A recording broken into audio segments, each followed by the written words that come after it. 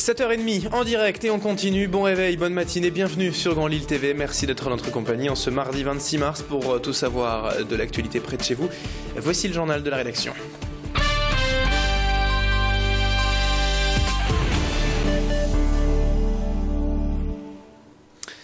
Et à la une de cette édition, retour tout d'abord en images sur la présence hier du géant Google à Lille. Le moteur de recherche leader sur Internet a passé la journée auprès des entrepreneurs de la région pour leur apporter tous les conseils nécessaires à leur développement sur le web. De nombreux coachs de la société étaient là pour recevoir les chefs d'entreprise, car en France, selon Google, seuls 40% des PME et des entreprises sont présentes sur Internet, contre près du double en Allemagne ou en Angleterre. Et quand on sait l'importance capitale aujourd'hui du réseau mondial, les entreprises nordistes se doivent donc de rattraper ce retard.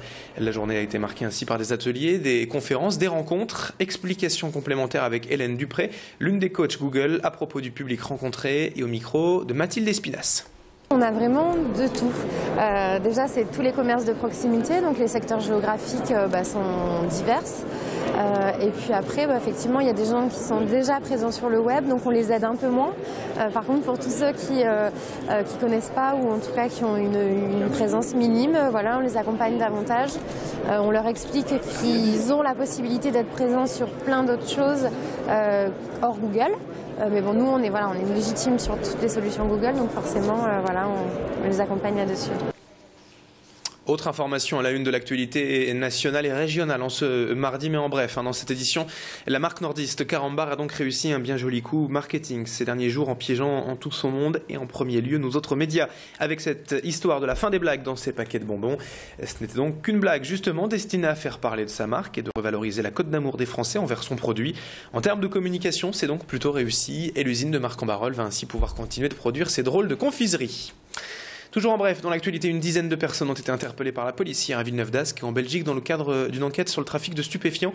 L'intervention a eu lieu en pleine journée hier après-midi avec le soutien des forces du GIPN. Et puis dans une toute autre affaire, la brigade accident de Lille lance aujourd'hui un appel à témoins après l'accident dont ont été victimes deux jeunes femmes samedi matin à Lille, boulevard Victor Hugo. Les deux victimes ont été renversées au carrefour de la rue de Bapaume par une Peugeot 407.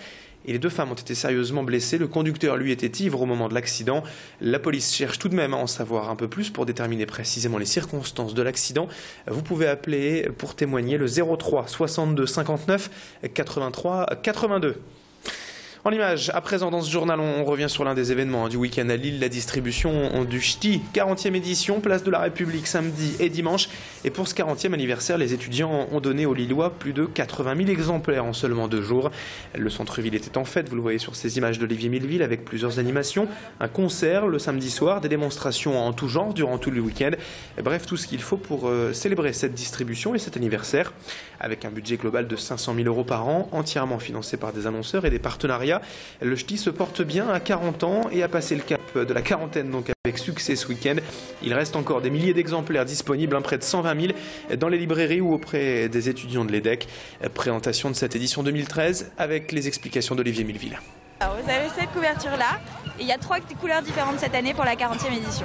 Voilà, donc c'est exactement le contenu, exactement le même, c'est juste la couverture qui change. Voilà, et puis les gens sont assez contents d'avoir des couvertures différentes.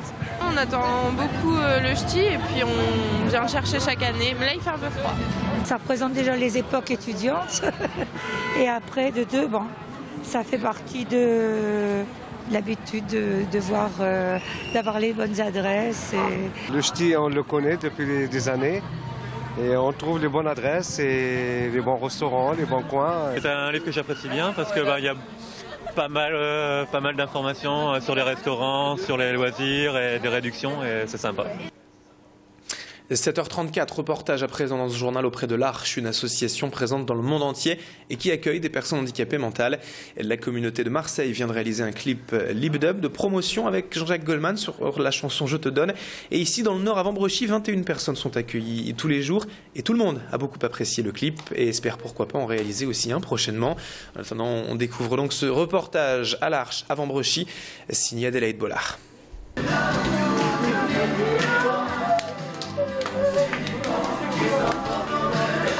La chanson de Jean-Jacques Goldman résonne maintenant comme leur hymne. Il y a quelques jours, les pensionnaires de l'Âtre de Vambrechy ont découvert le lip-dub réalisé par l'Arche en collaboration avec l'artiste. Ce lift-up, c'est l'histoire d'une belle rencontre, la rencontre à Marseille de Jean-Jacques Goldman avec des personnes du foyer. Ça s'est fait très simplement par le fait du hasard.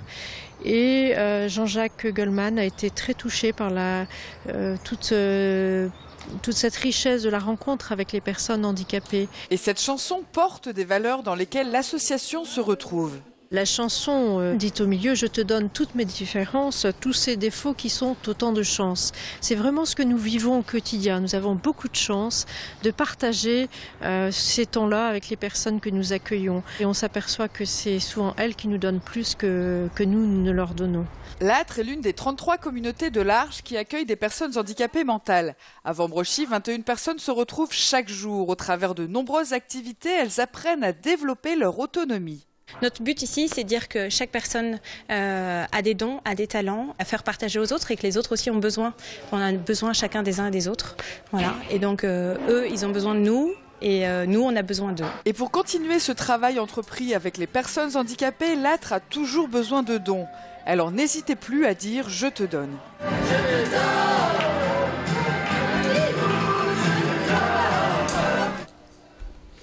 7h36 sur Grand Lille TV, c'est la fin de ce journal. On se retrouve dans un instant pour la météo, pour l'infotrafic. La matinée continue. À tout de suite.